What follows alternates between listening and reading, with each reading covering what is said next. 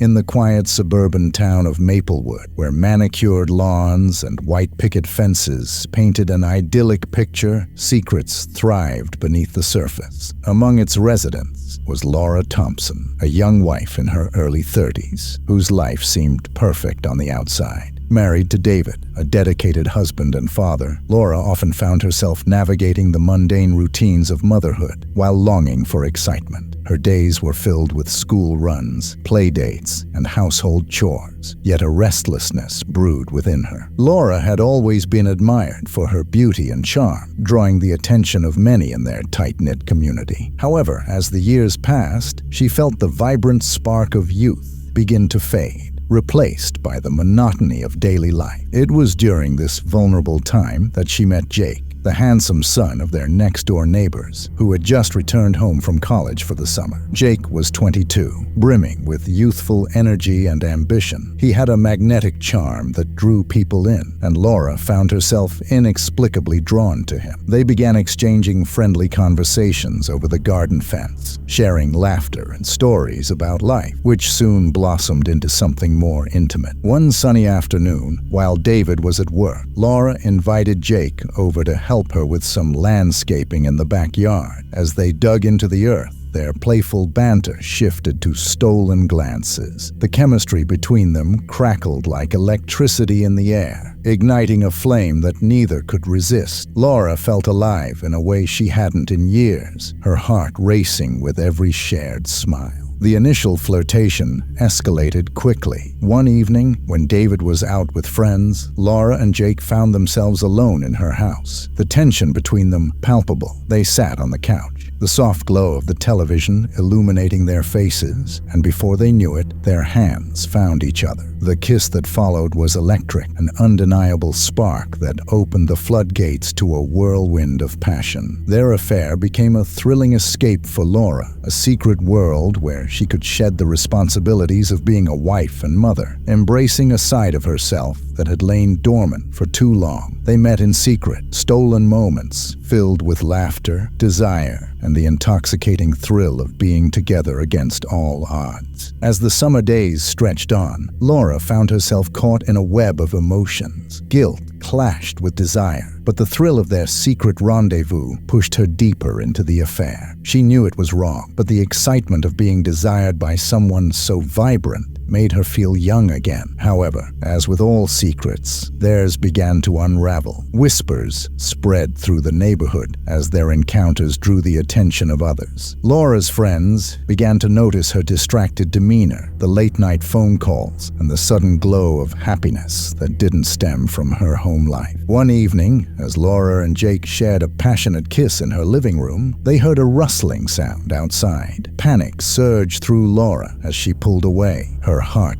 pounding. "What was that?" she whispered, fear creeping into her voice. Jake glanced toward the window, a worried expression crossing his face. "Probably just the wind," he said, trying to reassure her. But Laura's instincts told her otherwise. She had already risked so much, and the thought of being caught sent chills down her spine. Despite the danger, they continued their affair, convincing themselves that nothing could go wrong. But with every secret meeting, the stakes grew higher, and the inevitable confrontation loomed closer. Laura was torn between her newfound passion and her obligations to her family, the guilt weighing heavily on her conscience. One fateful evening, as Laura prepared dinner for David and their young daughter, she received a text from Jake. "Can we talk? I need to see you." Her heart raced. What could be so urgent? With a quick glance at the clock, she realized David would be late. This was her chance. Laura texted back, "Okay, come over." As she waited, the tension in the air was palpable. Her heart raced at the thought of what Jake might say. Would he confess his feelings? Did he want to end things? Or was he ready to take their affair public? The doorbell rang, and Laura's breath caught in her throat. She opened the door to find Jake standing there, his expression serious. "We need to talk," he said, stepping inside. They moved to the living room, where the weight of the moment hung between them. "What's going on?" Laura asked, her voice a mixture of excitement and anxiety. Jake took a deep breath, his gaze piercing into hers. "I've been thinking, this can't go on. Someone's going to find out. I don't want to hurt you, but I can't keep living a lie." Laura's heart sank. "Are you saying you want to end it?" "I don't know," Jake replied, running a hand through his hair. "I just know that this isn't sustainable. You have a family. We're playing with fire here." The truth hit Laura like a cold wave, and she felt tears prick at her eyes. "I know it's wrong, but I can't help how I feel. I don't want this to end." Just then, the front door opened. The unmistakable sound of David's voice echoed through the hallway as he entered the house, blissfully unaware of the storm brewing in the living room. Panic surged through Laura as she realized the precariousness of their situation. "Laura, I'm home," David called out, his footsteps approaching. Jake's eyes widened in alarm. "I have to go," he whispered, moving toward the door. "No," Laura pleaded, gripping his arm. "You can't just leave. What if he sees you?" But before she could protest further, Jake slipped out the back door, leaving her alone to face the reality of her choices. As David entered the room, a wave of guilt washed over her. She forced a smile, trying to mask the chaos inside. "Hey, how was your day?" David asked, oblivious to the tension that had just unfolded. "It was fine," Laura replied, her voice shaky, just the usual. Yet, as they sat down for dinner, the weight of their secret hung heavily in the air. Laura knew she was walking a dangerous line, and the consequences of her actions were just beginning to unfold. As the days turned into weeks, Laura's internal struggle intensified. The thrill of her affair with Jake became tainted by an ever-growing fear of exposure. Each moment spent together felt charged with risk, and the walls of her seemingly perfect life began to close in around her. Despite her attempts to regain control, the weight of her actions loomed large, and she found herself spiraling deeper into a web of deceit. One evening, while David was out at a work function, Laura found herself sitting alone in the darkened living room. The shadows danced on the walls, reflecting the turmoil within her. Her phone buzzed. Another message from Jake. "Can we meet? I have something important to discuss." Heart racing, she texted back, "Yes, come over." They had agreed to keep their meetings clandestine, but the urgency in Jake's message suggested a turning point. When Jake arrived, he looked more serious than usual. "We need to talk about this," he said, pacing the room. "I can't keep pretending. It's tearing me apart." "Jake, please," Laura implored, her voice trembling. "We can find a way. I don't want to lose you." He stopped pacing, turning to face her. "It's not just about us. It's David. He deserves better than this. And what about your daughter? What if someone finds out? We could ruin everything." Tears welled in Laura's eyes as she felt the weight of his words. "I know, but I love you. I can't just end this." Jake's expression softened, but the resolve remained. "What if we staged something? A way to make it look like an accident?" Laura's heart raced at the implication. "What do you mean?" "I've been thinking. David has gone a lot for work, right? If we could create a scenario that looks like an accident, maybe a fall or something unexpected, it would take the heat off us." The idea sent a chill down Laura's spine. She felt both terrified and exhilarated. "Are you serious? You want to hurt him?" "I don't want to hurt him," Jake replied, frustration bubbling beneath the surface. "But this is the only way we can be free. If he finds out, it'll ruin everything. This is just a way to make sure we don't get caught." Laura's mind raced with the implications of his suggestion. She knew it was wrong, yet the thought of a life free from her constraints enticed her. After a long silence, she nodded, uncertainty etched on her face. "What do we do?" Jake leaned closer, lowering his voice. "We can plan it. We have to make it look like a tragic accident, something no one would question." As they discussed the plan, a twisted sense of excitement coursed through Laura. They outlined every detail, the timing, the location, and how they would stage David's fall to appear accidental. The fear of being caught had morphed into a reckless determination to be together at any cost. In the following days, Laura's heart raced with anticipation and dread. She became increasingly careful, keeping her interactions with Jake discreet while maintaining the facade of a devoted wife.